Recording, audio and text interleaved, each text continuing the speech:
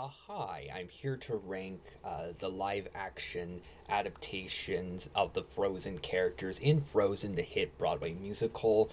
And I am focusing on the human characters. Um, I do really love Frozen, but a lot of it is because of the human characters. So I want to focus more on the characters that really mean a lot to me because I'm really not a big fan of Olaf, and I don't want to say anything bad about any of the hardworking, talented people that work so hard, um, even if they're playing characters that I don't care about the most. I don't want to do any of that. So I think just focusing on the human characters is good, and there are at least eight of them. I feel like some of the more obscure Frozen characters I think like could be in the background and stuff. I want to focus on the characters that get some material to do. I feel like that's pretty fun to rank. Because I feel like there are some characters from the first Frozen film that are missing. Like, I feel like some of the dignitaries are missing, but I could have just missed them. That is perfectly possible. And the two Wilson's bodyguards don't really get as much to do as they did in the first Frozen film and stuff like that. So there's not a whole lot to talk about. I don't want to have like a bunch of placements where I'm saying like, well, the performers are really talented, the costumes are good, but there's not much character, and having like a bunch of things like that in a row I think would be boring. So I want to focus on the ones that get stuff to do, and I think all of them are well done. Um, in eighth place is Oaken, who is fun and entertaining. Um, and he is around longer than he is in the animated film, even though it's one big section that he's in. I feel like him getting a song was a strange choice over the Duke of Wesselton because uh, Oaken is not as prominent of a character as the Duke Weston, not in the story as much, but at least it's entertaining to listen to the song. It's not like it's a bad song at all, and his personality is fun.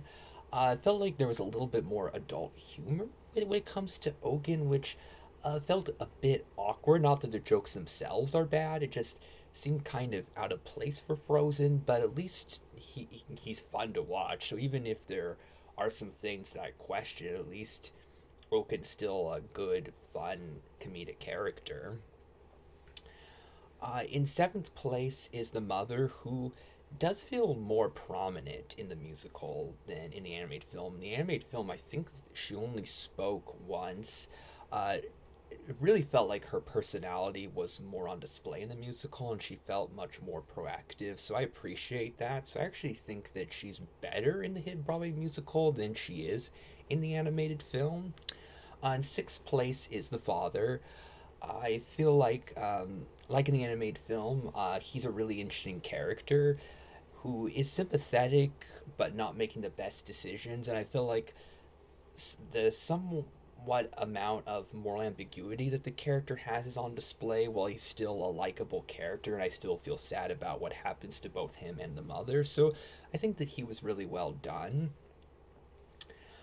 In fifth place is Hans. A lot of what Hans did felt like a good adaptation of what he's like in the animated film. It felt like his personality was able to be a little bit more on display, with him working so hard towards his goal and being so great at being a charming character that is hard to trust deep down. So I think that the adaptation of Hans really works, and there's not too much to complain about it aside from I wish that more time was spent with him showing his true side, which is also a complaint about him that I have from the animated film. But overall, really good adaptation of Hans. Fourth place is Kristoff. He's really funny. He has great interaction with Anna. He's a character that can bring out some of the more amusing moments, but also be one of the more reasonable characters, which I think is very important because Kristoff, he could have easily just been, oh, he's the character that's giving out jokes. But he does come across like a hero when he needs to. In third place is the Duke of Wesselton, who I was so excited to see in the musical, the character I was most excited to see, because I feel like the Duke of Elston is so in need of more attention, and I think that he's one of the most entertaining villains of all time. I feel like some of his like key little moments and lines are missing from the musical, and I think there was a point where I memorized all the Duke of Westleton's dialogue, so I feel like I'm one of the main people that would notice changes like that. But there were some additions to the Duke of Westleton, and he felt like he was a more proactive character in the musical than in the animated film. I still don't think I prefer him in the musical to the animated film, even though there are some changes that I like. I think it's really cool to have an adaptation where, even though I don't like it as much as what came before, there are some aspects that I like more. I think that's great for an adaptation and isn't bad at all. In second place, and this could be surprising coming from me, is Elsa. Elsa is great in the hit Broadway musical. Her singing is fantastic. What's done with Let It Go is so great. How much she cares about Anna is really felt. She's a really sympathetic character. I feel like her character could have been explored a little bit more. I know that Elsa is one of the main characters, but it did feel very much like Anna's show, which to a certain extent is the case in the animated film in a lot of scenes and the overall film, but even more so in the hit Broadway musical, it feels like Anna's the protagonist and Elsa's a little bit more in the background. There was a point where it felt like Elsa had basically disappeared from the story. It's like, oh, there she is, she's back. But overall, I mean, it's still Elsa. She looks incredible. The the outfit, the hair, the songs. She's great, and I love her. But number one, and it could be surprising, but for me, is Anna.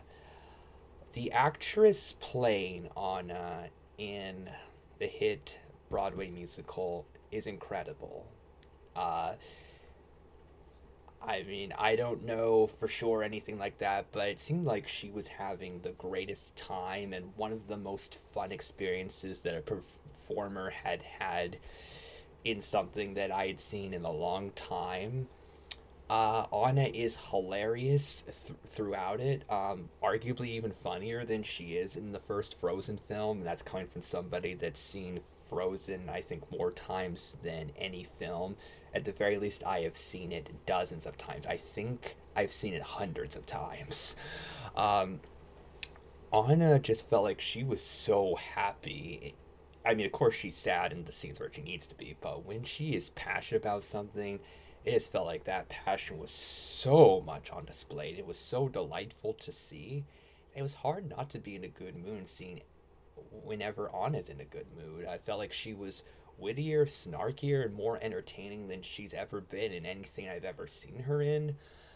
She really stole the show, in my opinion, and already with being the closest thing the hit Broadway musical has to a main character, she didn't even have to. It could have been easier for like a supporting character or something to do that, but very much felt like it was Anna's big showcase.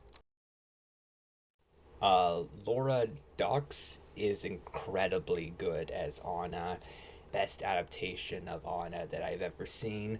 A version that gives the animated film some competition for being the best Anna overall. So, Anna, I feel like even though I love Elsa so much, I feel like when somebody has a win over her, I feel like I need to be fair.